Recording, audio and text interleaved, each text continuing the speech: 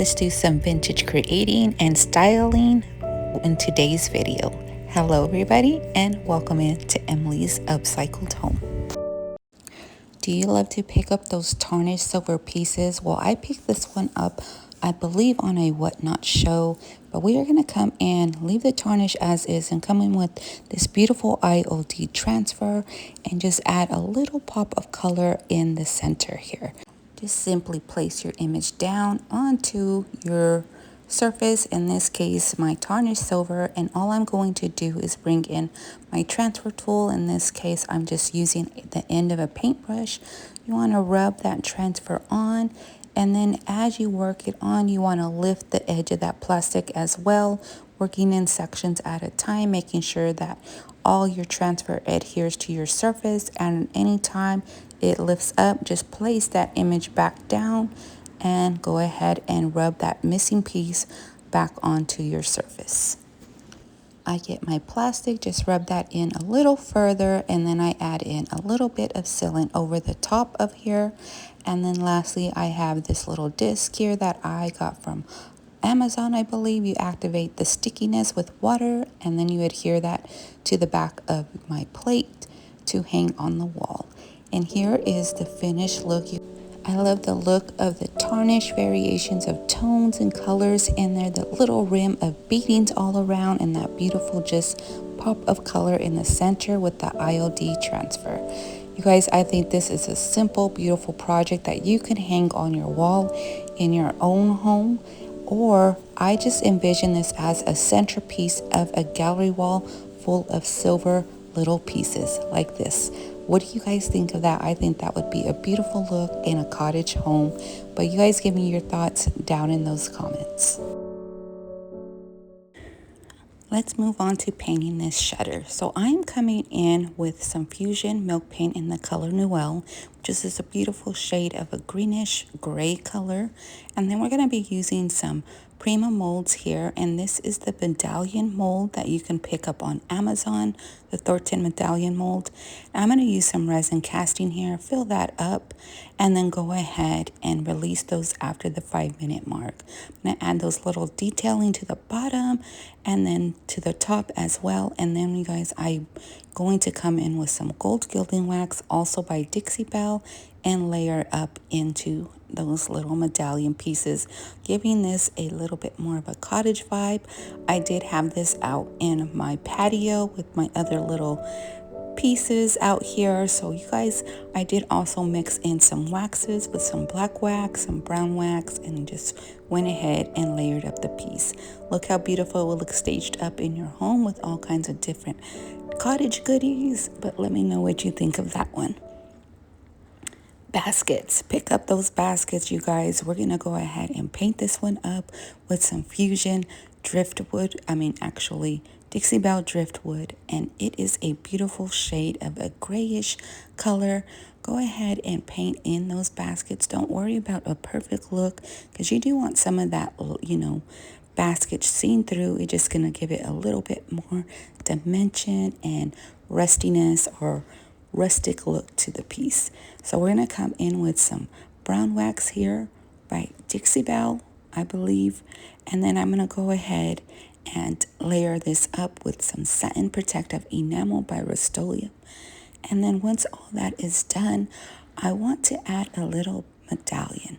So we're going to come back in with that color, a little wood round, and a little paint inlay here. You can also pick up your paint inlays with my affiliate link down in that description. You just add that paint inlay into your wet paint, add some water, dry it, repeat that step of adding water to release your backing, and then you have this beautiful image paint laid into your original paint color that you chose. I'm going to mix up some paint here for my wash, and I'm using brown paint, a little bit of black paint, and a tiny bit of olive oil just to condition that wood. Layer that on my wood as my stain, and then wipe off any excess. Come back in with a little bit of that wax from Dixie Belle, and we are going to layer this up with some greenery and a little bit of lace. Just stapling the piece of lace to our wood round, and then grabbing that and stapling into our basket. add a little bit greenery to camouflage that all and add a little touch of charm. And then you guys, our cute little basket is done. So don't forget to pick up those baskets. I went ahead and layered this one up with some books and a Christmas tree, Christmas in July, you guys. And I just love how it came out. You can also give it a vintage look with all your little vintage books and everything that you have going on in your home, and then layer that up even further with all the pieces we have created so far. This is just examples here of how you can style everything together. Now, what do you guys think of this one? Let me know down in those comments. Moving on to our last project, I thrifted these frames. Now you can find frames all over the place. I love the style and shape of these ones. Some come with glass, some don't. You can choose to use the glass or not, but we're just coming in with some Dixie Belle fluff here. We're going to layer those frames up. I'm not going to worry about a perfect look, you guys, because I do want to come in and distress these as well. Now, I love a layered looking frame design in your home, and that's kind of what I'm going with these. I am going to go ahead and repeat that process on our second frame here, coming in with that beautiful white shade of fluff by Dixie Belle once again. And then you guys, once this is all coated the way I want it, we're gonna come in and add that distressing factor. So once you have them all fully dried here, I'm going to come in with a 220 piece of sandpaper and my little gator sander and distress these up.